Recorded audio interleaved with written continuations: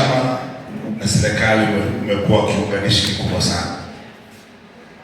Usiku wa manane, iwe asubuhi, usiku, mchana, simu unapokea, na kama kwenye majukumu utaandika message, na ukishaandika message baadaye unapiga simu, mwenyekiti, naomba maelekezo.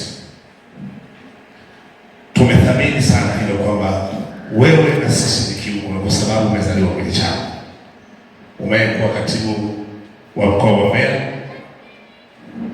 pia ukapata ngazi kubwa taifa, na sasa ni mkuu wa wilaya wa jimbo letu.